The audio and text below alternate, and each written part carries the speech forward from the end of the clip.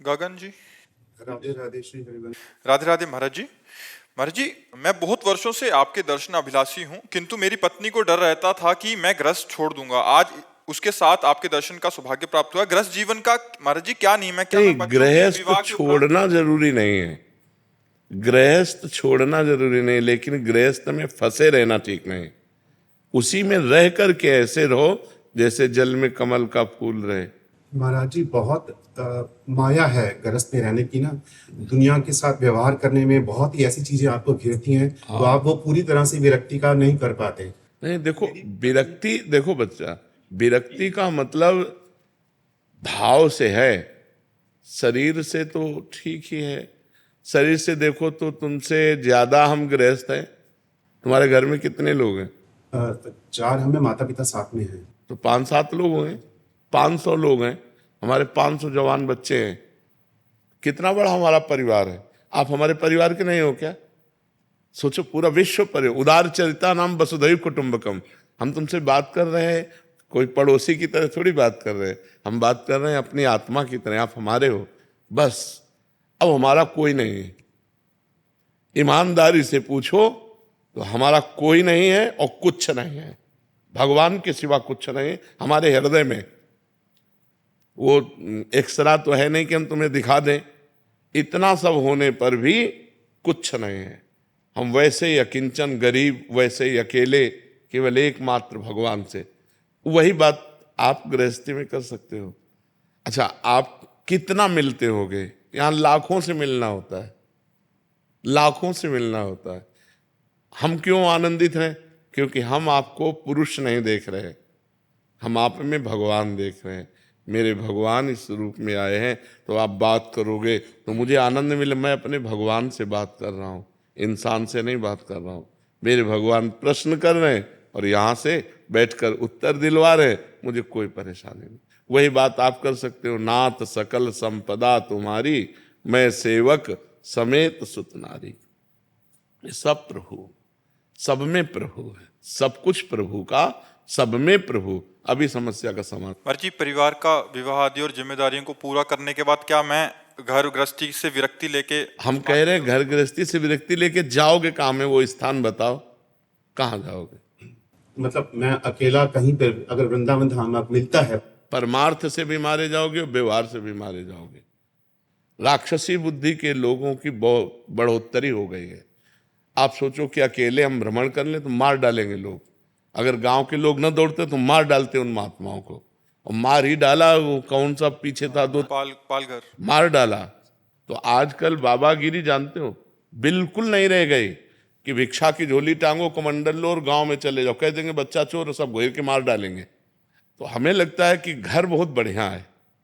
अपने घर में जो धर्म से कमाया है वो खाओ और खूब भगवान का नाम जप करो, और परिवार में भगवान की भावना करो। तो हमें लगता है इससे बढ़िया जीवन नहीं है।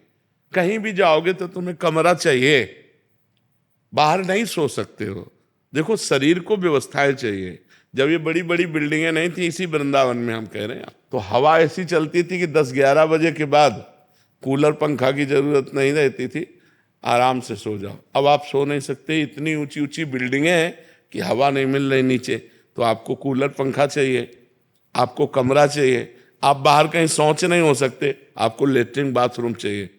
चाहिए ना? अगर ये तुम्हें बाहर नहीं मिलेगा तो आप नहीं रह सकते। फुटपाथ में आज सो नहीं सकते।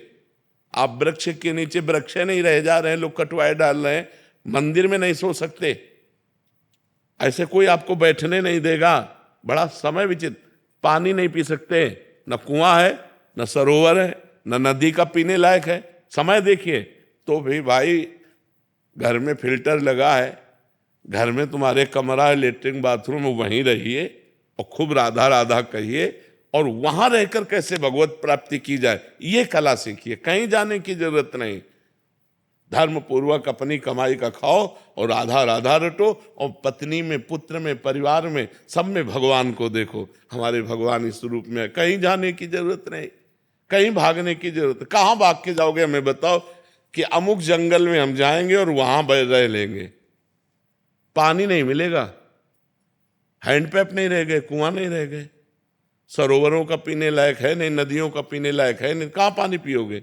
हाँ, अब दूसरी रहनी, आपको लगा बच्चों का ब्याह हो गया, सब व्यवस्था फिट हो गई, तो वृंदावन में एक फ्लैट ले लो, अपनी पत्नी के साथ आकर के रहे, अपना भजन किए, दर्शन किए। ये है आज का समय। ऐसा नहीं है कि भैया सब कुछ छोड़ा, कपड़ा उतारा तो मार डाले जाओगे, ऐसा समय है।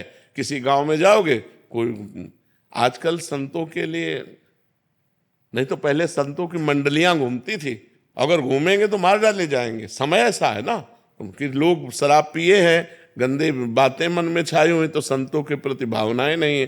ये तो बड़ी कृपा है कि कलयुग में कोई सत्संग सुनने आ रहा है, नहीं तो समय ऐसा आ जाएगा कोई सत्संग नहीं, सब अपनी मनमानी आचरण करने वाले मिलेंगे।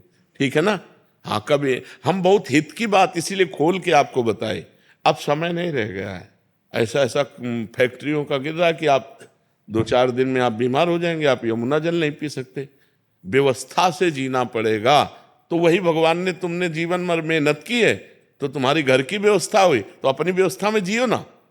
बढ़िया नमक रोटी, दाल रोटी जो भगवान दिए उसे खाओ, खूब डट के भजन करो, कहीं भागने की जरूरत नहीं। जरूरत हो तो एक को भूखे को पवा दो, और मेहनत करके दूसरों को खवाओ, और खूब मेहनत करके कमाओ और भजन करो। ये जीवन है।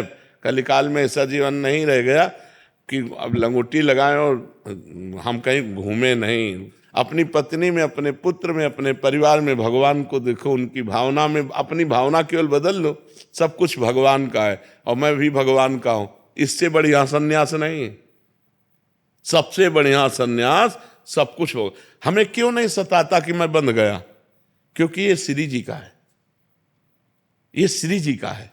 तो क्या तुम अपने घर को श्री जी का नहीं मान सकते? क्या अपने परिवार को श्री जी का नहीं मान सकते? तो भागने की जरूरत कहाँ है? हिया वृंदावन है ना, तो सब जगह वृंदावन है, और हिया वृंदावन नहीं ना हृदय में, तो वृंदावन में भी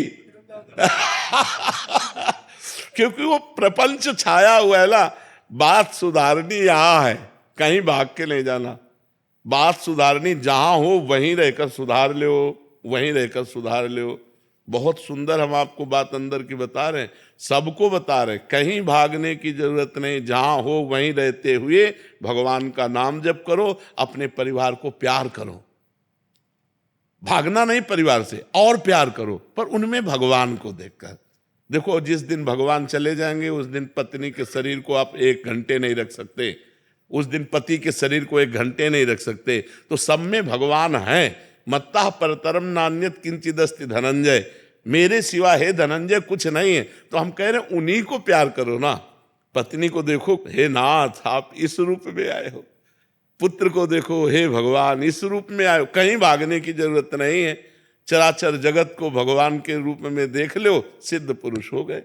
और तुमने मेहनत की जीवन भर, अपनी कमाई का तुम दाल रोटी खा रहे हो, दूसरे को और भी खवाने की भावना रखते हो, और नाम जप करो, बढ़िया संत हो। बढ़िया संत, संत का मतलब होता है स्थिति, लक्षण, भावनाएं। जब विभीषण जी लंका से पधारे तो भगवान ने उनको कहा, तुम सारीखे संत प्रिय मोरे, धरो देह नहीं आन निहोरे। तुम्हारे जैसे संतों से मेरा अवतार होता है, संतों के लिए अवतार। तो विभीषण जी कोई संत वेश धारण किए थे क्या? राजमंत्री और लंकाधिपति रावण के भाई थे। तो भगवान कहे, तुम सारीखे, कि इतनी भारी विपरीत व्यवस्था में रहकर भी मेरा भजन कर लिया। बस यही बात है।